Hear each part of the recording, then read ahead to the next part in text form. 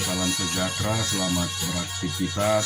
Kita renungkan firman Tuhan dari 2 Korintus pasal yang kedua. Aku telah mengambil keputusan di dalam hatiku bahwa aku tidak akan datang lagi kepadamu dalam duka cita. Sebab jika aku mendukakan hatimu, siapa lagi yang dapat membuat aku menjadi gembira selain Dia yang berduka cita karena aku? Dan justru itulah maksud suratku ini, yaitu supaya jika aku datang, jangan aku berduka cita oleh mereka yang harus membuat aku menjadi gembira.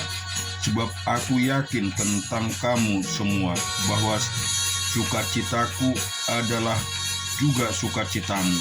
Aku menulis kepada kamu dengan hati yang sangat cemas dan sesak, dan dengan bercurahkan banyak air mata, bukan supaya kamu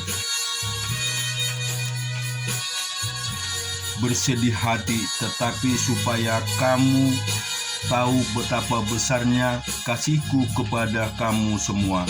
Tetapi jika ada orang yang menyebabkan kesedihan, maka bukan hatiku yang disedihkannya, melainkan hati kamu sekalian, atau sekurang-kurangnya, supaya jangan aku berlebih-lebihan hati beberapa orang di antara kamu.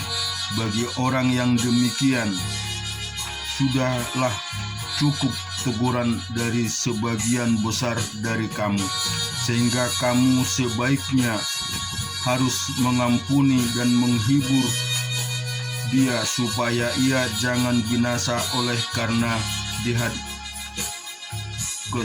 kesedihan yang terlampau berat.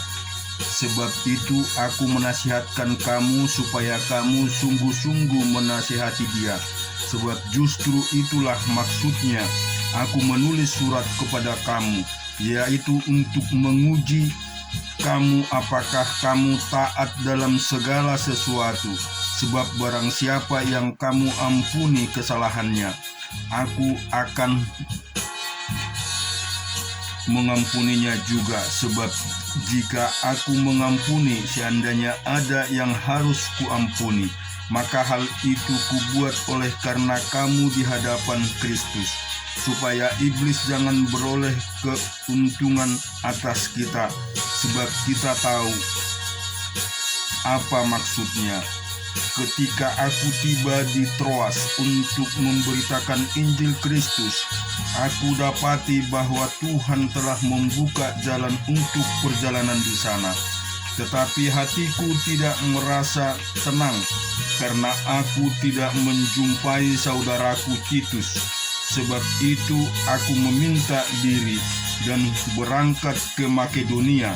Tetapi syukur bagi Allah yang dalam Kristus selalu membawa kami di jalan kemenangannya. Dengan perantaraan kami ia menyebarkan keharuman pengenalan akan Dia di mana-mana. Sebab bagi Allah kami adalah bau yang harum dari Kristus di tengah-tengah mereka yang diselamatkan dan di antara mereka yang binasa. Bagi yang terakhir kami adalah bau kematian yang mematikan dan kehidupan yang menghidupkan. Tetapi siapakah yang sanggup menunaikan tugas yang demikian? Sebab kami tidak sama dengan banyak orang lain yang mencari keuntungan dari firman Allah. Sebab sebaliknya dalam Kristus kami berbicara sebagaimana mestinya, dengan maksud murni atas perintah Allah dan di hadapannya. Kita juga baca firman Tuhan di 2 Samuel pasal yang ke-10. Sesudah itu matilah Raja Bani Amon, dan Hanun anaknya menjadi raja menggantikan dia. Lalu berkatalah Daud, aku akan menunjukkan persahabatan kepada Hanun bin Nahas, sama seperti ayahnya telah menunjukkan persahabatan kepadaku. Sebab itu Daud menyuruh menyampaikan pesan turut berduka cita kepadanya dengan perantaraan pegawai-pegawainya karena kematian ayahnya.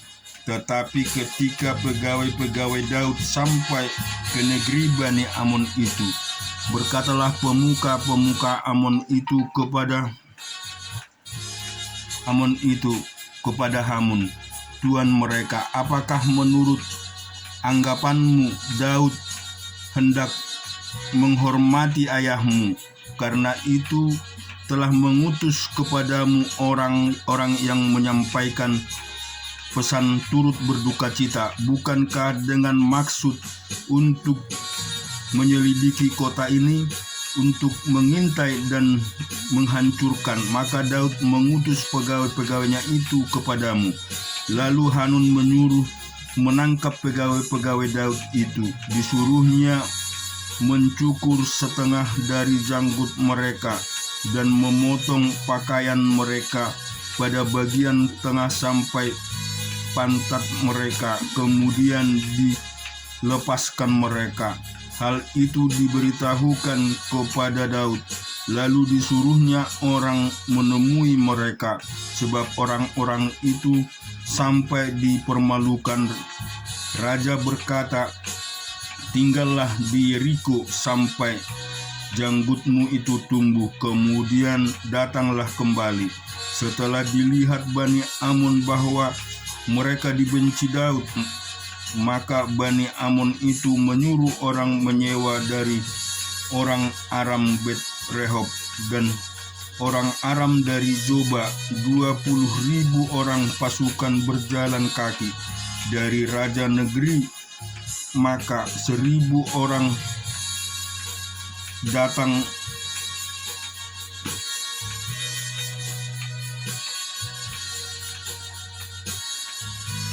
orang top 12.000 orang. Ketika Daud mendengar hal itu, disuruhnya lah Yoab maju dengan segenap pasukan pahlawan. Lalu Bani Amon maju, diaturnya barisan perangnya di depan pintu gerbang, sedang orang Aram dari Zoba dan dari Rehob dan orang-orang top dan maka ada tersendiri di padang. Ketika Yoab melihat bahwa serangan itu mengancam dia dari depan dan dari belakang, maka dipilihnya lah sebagian dari orang pilihan Israel. Lalu ia mengatur barisan mereka terhadap dengan orang Aram itu. Selebihnya dari orang rakyat itu ditempatkannya di bawah pimpinan Abisai adiknya dan mengatur barisan mereka berhadapan dengan Bani Amon itu. Lalu berkatalah Yoab, jika orang Aram itu lebih kuat daripadaku, maka haruslah engkau menolong aku. Tetapi jika Bani Amon itu lebih kuat daripadamu, maka aku akan datang menolong engkau. Kuatkanlah hatimu dan marilah kita menguatkan hati untuk bangsa kita dan untuk kota-kota Allah kita. Tuhan kiranya melakukan yang baik di matanya. Lalu Yoab dan tentara yang bersama-sama dengan dia maju berperang melawan orang Aram, dan orang-orang itu melarikan diri dari hadapannya.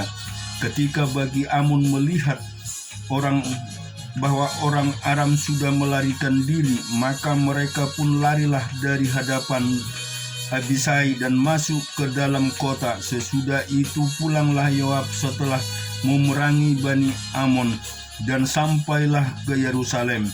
Ketika orang Aram melihat bahwa mereka telah terpukul kalah oleh orang Israel, maka berkumpullah mereka bersama-sama. Juga Hadadezer menyuruh orang Aram yang di seberang sungai Efrat maju berperang. Mereka sampai ke Helam di bawah pimpinan Sobak, panglima tentara Hadadezer. Setelah hal itu diberitahukan kepada Daud, maka dikumpulkannya seluruh orang Israel di seberanginya sungai Yordan, lalu sampai ke Helam.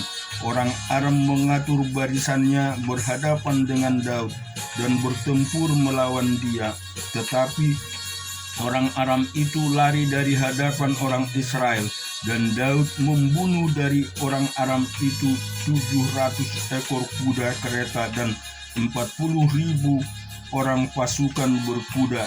Sobak, panglima tentara mereka, dilukainya sedemikian hingga ia mati di sana. Ketika dilihat semua raja yang takluk kepada Hadaser bahwa mereka telah terpukul kalah oleh orang Israel, maka mereka mengadakan perdamaian dengan orang Israel dan takluk kepada mereka. Sesudah itu takutlah orang Aram memberi pertolongan lagi kepada Bani Amon.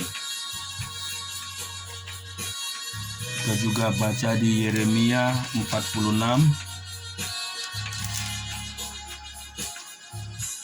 Firman Tuhan yang datang kepada Bani Yeremia tentang bangsa-bangsa.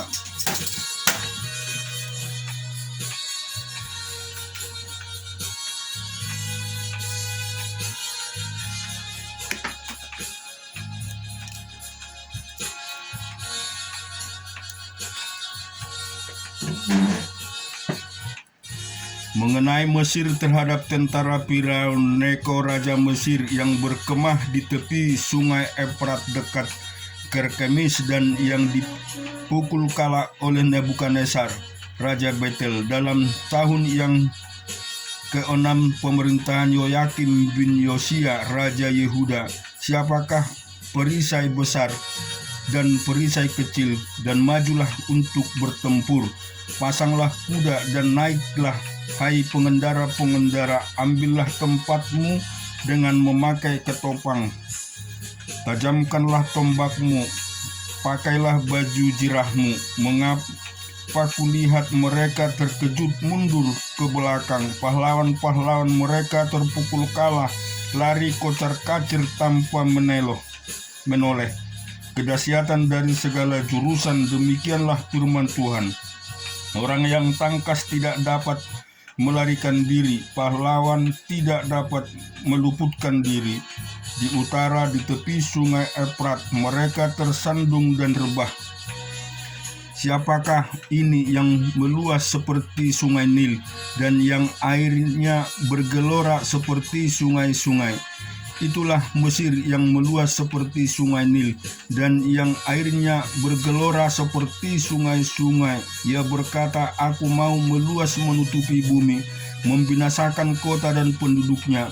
Majulah hai kuda-kuda, melajulah hai kereta-kereta, majulah berperang, hai pahlawan-pahlawan, hai kamu orang Ethiopia dan orang Put yang memegang perisai, dan orang Lydia yang membentur busur.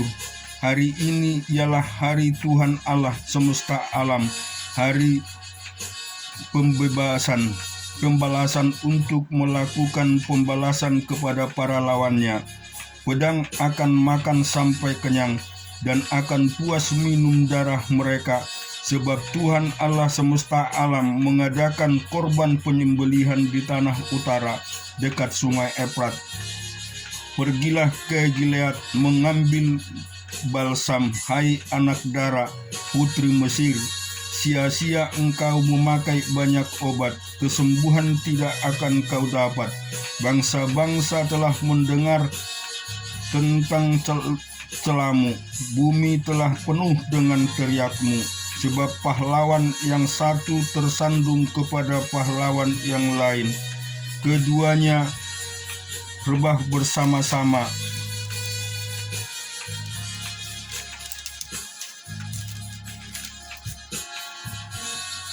Firman yang disampaikan Tuhan kepada Nabi Yeremia tentang datangnya Nebukadnezar, Raja Babel, untuk memukul kalah tanah Mesir. Beritahukanlah di Mesir dan kabarkanlah di Megido, kabarkanlah di Mespis dan di Tapahes, Katakanlah, ambillah tempat dan bersiaplah, sebab sekitarmu habis dimakan pedang.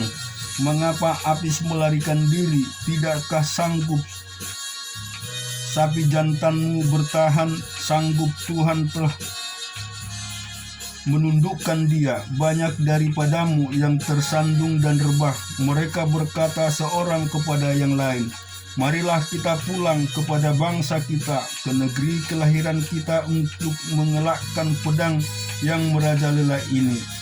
Sebutlah nama Firaun, raja Mesir, tukang ribut yang membiarkan kesempatan berlalu. Demi aku yang hidup, demikianlah firman Raja yang namanya Tuhan semesta alam. Ia akan datang seperti gunung Tabor yang menjulang di antara gunung-gunung lain, seperti gunung Karmel yang menganjur ke laut.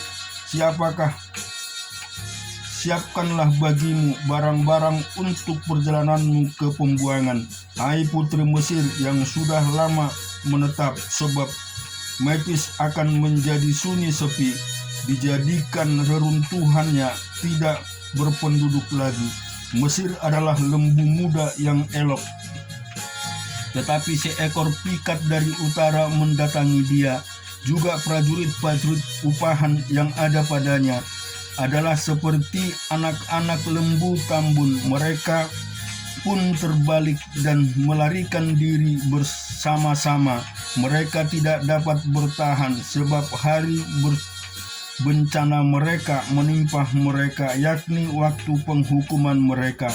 Suaranya seperti ular yang mendesis apabila mereka berjalan maju dengan tentara. Mereka mendatangi dia dengan membawa kapak, seperti orang-orang menebang pohon. Mereka menebang hutannya, demikianlah firman Tuhan.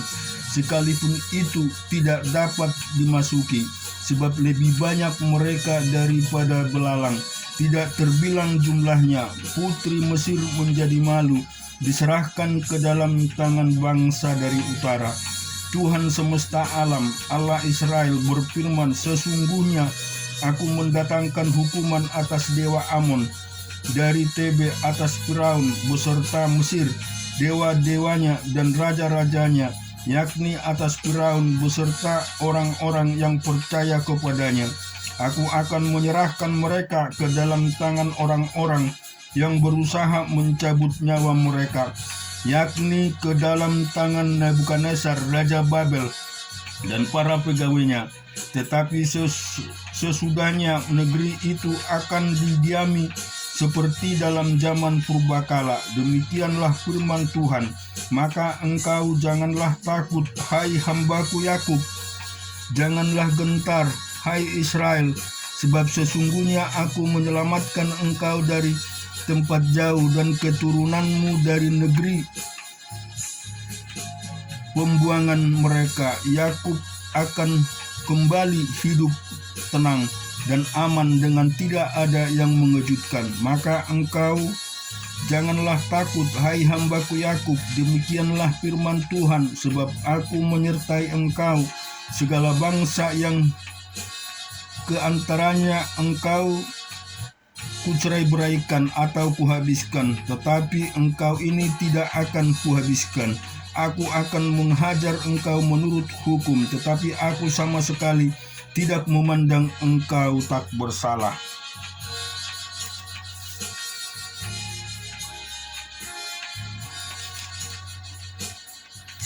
Kemudian di Yesaya pasal 66, beginilah firman Tuhan, langit adalah tahtaku dan bumi adalah tumpuan kakiku.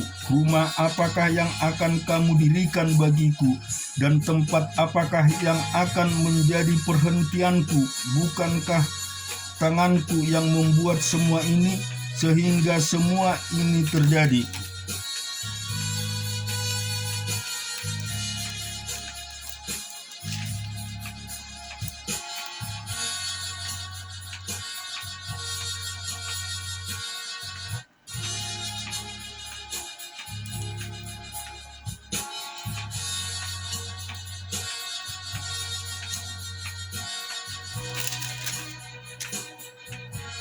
Demikian firman Tuhan, tetapi kepada orang inilah aku memandang, kepada orang yang tertindas dan patah semangatnya, dan yang gentar kepada firman-Ku. Orang menyembelih lembu jantan, namun membunuh manusia juga. Orang mengorbankan domba, namun mematahkan batang leher anjing. Orang mempersembahkan korban sajian, namun mempersembahkan darah babi. Orang mempersembahkan kemenyan, namun memuja berhala juga. Karena itu sama seperti mereka, lebih menyukai jalan mereka sendiri, dan jiwanya menghendaki dewa kekejian mereka. Demikianlah aku lebih menyukai memperlakukan mereka dengan sewenang-wenang, dan mendatangkan kepada mereka apa yang ditakutkan mereka.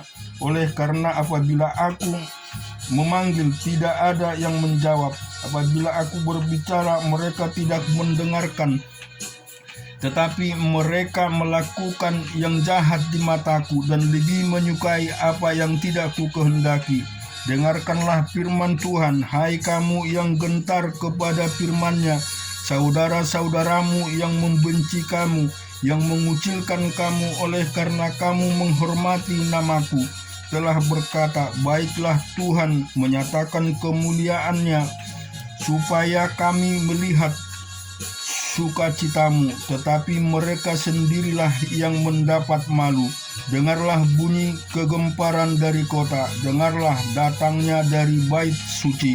Dengar, Tuhan melakukan pembalasan kepada musuh-musuhnya. Sebelum menggeliat sakit, ia sudah bersalin. Sebelum mengalami sakit beranak, ia sudah melahirkan anak laki-laki. Siapakah yang telah mendengar hal yang seperti itu? Siapakah yang telah melihat hal yang demikian? Masakan suatu negeri diperanakkan dalam satu hari, atau satu bangsa dilahirkan dalam satu kali? Namun baru saja menggeliat sakit, Sion sudah melahirkan anak-anaknya. Masakan aku membukakan rahim orang dan tidak membuatnya melahirkan? Firman Tuhan. Atau masakan aku membuat orang melahirkan dan menutup rahimnya pula? Firman Allahmu. Bersukacitalah bersama-sama Yerusalem, dan bersorak-sorailah karenanya ia semua orang yang mencintai. Bergiranglah bersama-sama dia segirang-girangnya, hai semua orang yang berkabung karenanya, supaya kamu mengisap dan menjadi kenyang dari susu yang menyegarkan kamu, supaya kamu menghirup dan menikmati hari dari dadanya yang bernas. Sebab beginilah firman Tuhan, sesungguhnya aku mengalirkan kepadanya keselamatan seperti sungai, dan kekayaan bangsa-bangsa seperti batang air yang membanjir. Kamu akan menyusu, akan digendong, akan dibelai-belai di pangkuan, seperti seorang yang dihibur ibunya. Demikianlah aku ini tidak akan menghibur kamu. Kamu akan dihibur di Yerusalem. Apabila kamu melihatnya, hatimu akan girang, dan kamu akan seperti rumput muda yang tumbuh dengan lebat. Maka tangan Tuhan akan nyata kepada hamba-hambanya, dan amarahnya kepada musuh-musuhnya.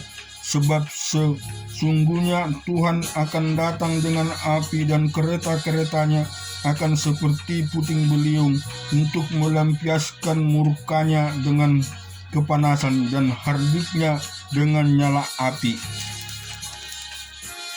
Sebab Tuhan akan menghukum segala yang hidup dengan api, dengan pedangnya, dan orang-orang yang mati terbunuh oleh Tuhan akan banyak jumlahnya.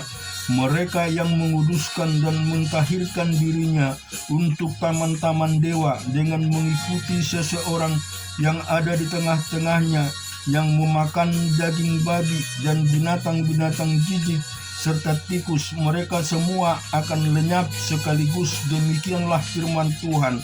Aku mengenal segala perbuatan dan rancangan mereka, dan aku datang untuk mengumpulkan segala bangsa dari semua bahasa, dan mereka itu akan datang dan melihat kemuliaanku. Aku akan menaruh tanda di tengah-tengah mereka, dan akan mengutus dari antara mereka seorang-orang yang terluput kepada bangsa-bangsa, yakni Tarsis, Pul dan Lut, ke Mesek dan Ros, ke Tubal dan Yewan, ke pulau-pulau yang jauh yang belum pernah mendengar kabar tentang aku dan yang belum pernah melihat kemuliaanku, supaya mereka memberitakan kemuliaanku di antara bangsa-bangsa.